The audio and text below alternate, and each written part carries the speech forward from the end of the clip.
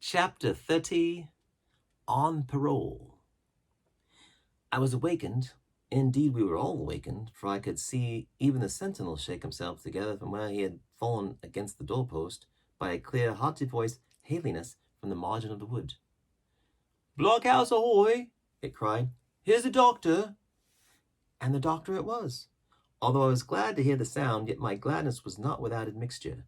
I remembered with confusion my insubordinate and stealthy conduct, and when I saw where it had brought me, among what companions, and surrounded by what dangers, I felt ashamed to look him in the face. He must have risen in the dark, for the day had hardly come, and when I ran to a loophole and looked out, I saw him standing like Silver once before, up to the mid-leg in creeping vapour. "You, doctor, top of the morning to you, sir," cried Silver, broad awake and beaming with good nature in a moment. "Bright and early, to be sure, and it's the early bird, as the saying goes, that gets the rations. George, shake up your timber, son, and help Dr. Livesey over the ship's side. All a-doing well, your patience was, all well and merry."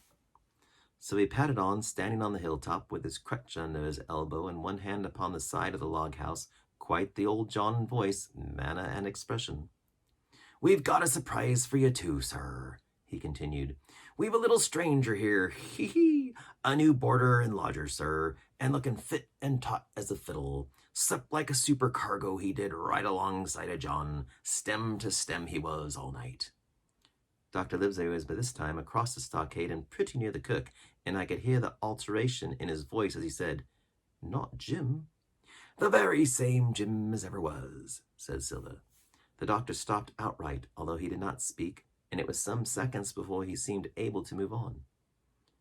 Well, he said at last, "duty first and pleasure afterwards, as you might have said yourself, Silver. Let us overhaul these patients of yours." A moment afterwards he had entered the blockhouse, and with one grim nod to me, proceeded with his work among the sick. He seemed under no apprehension, though he must have known that his life among these treacherous demons depended on a hair, and he rattled on to his patients as if he were paying an ordinary professional visit in a quiet English family.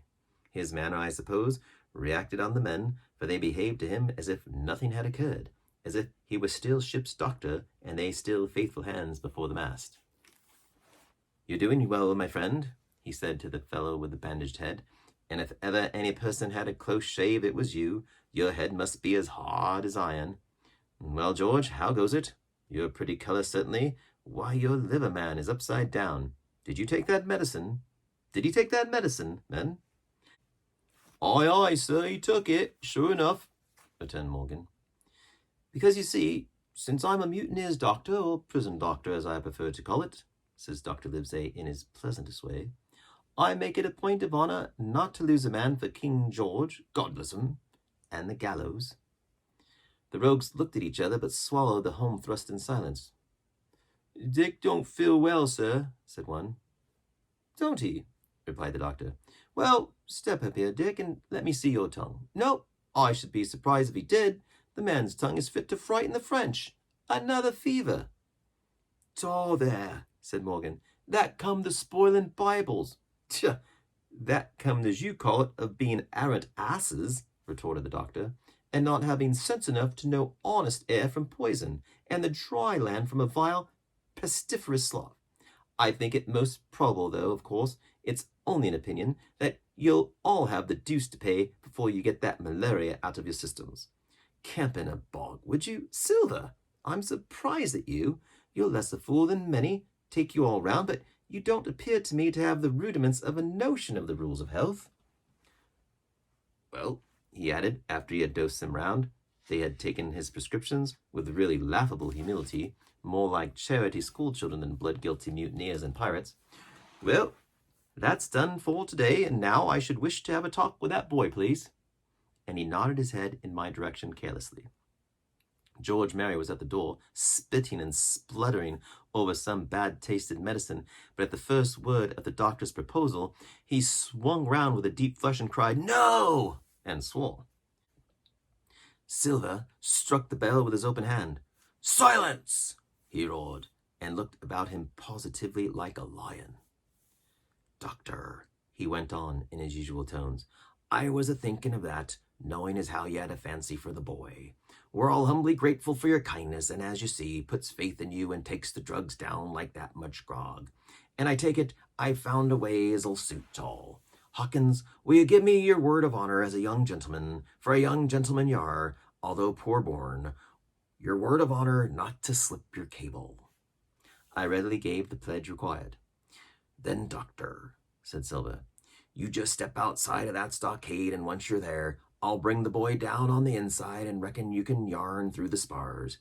Good day to you, sir, and all our duties to the squire and Captain Smollett.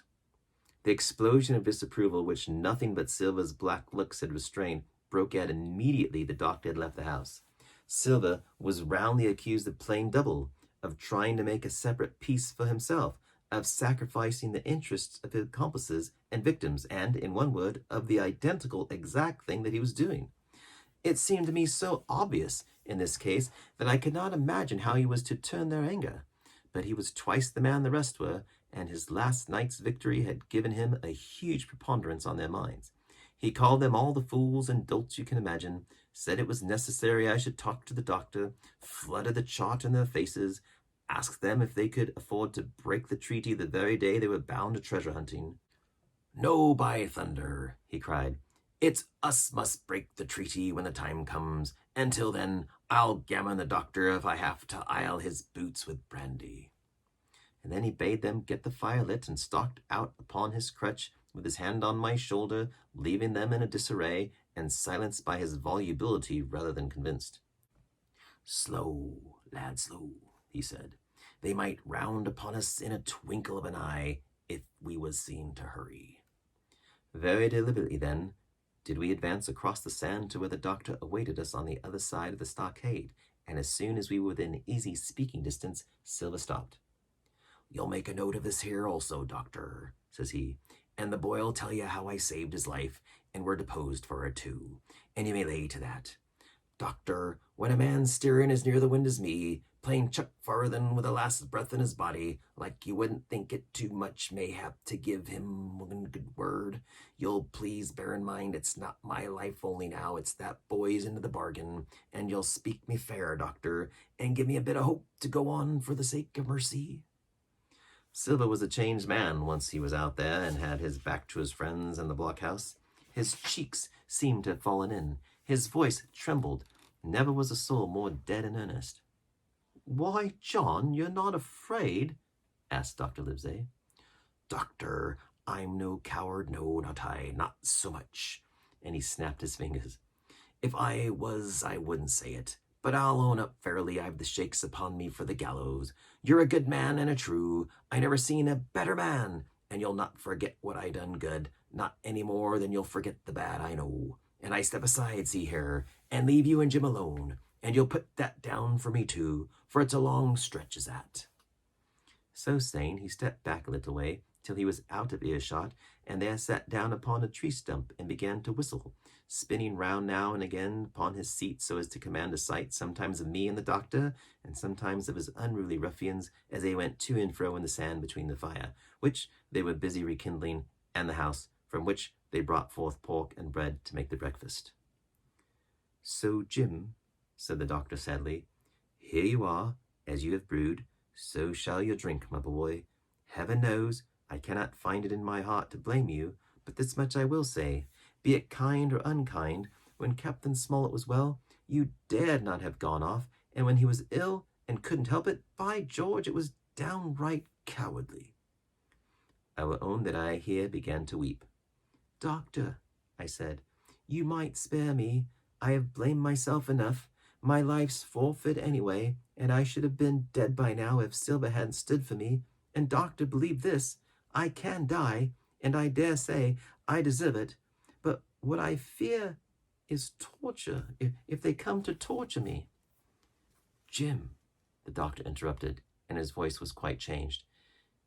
Jim, I can't have this. Whip over, and we'll run for it. Doctor, said I pass my word. Oh, I know, he cried. We can't help that, Jim, now.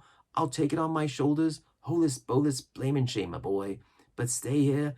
I cannot let you. Jump. One jump, and you're out. and we'll run for it like antelopes." "No," I replied. "You know right well you wouldn't do the thing yourself, neither you, nor Squire, nor Captain, and no more will I. Silver trusted me. I passed my word, and back I go. But, Doctor, you did not let me finish. If they come to torture me, I might let slip a word of where the ship is, for I got the ship, part by luck and part by risking, and she lies in North Inlet on the southern beach, and just below high water. At half tide she must be high and dry." "The ship!" exclaimed the doctor.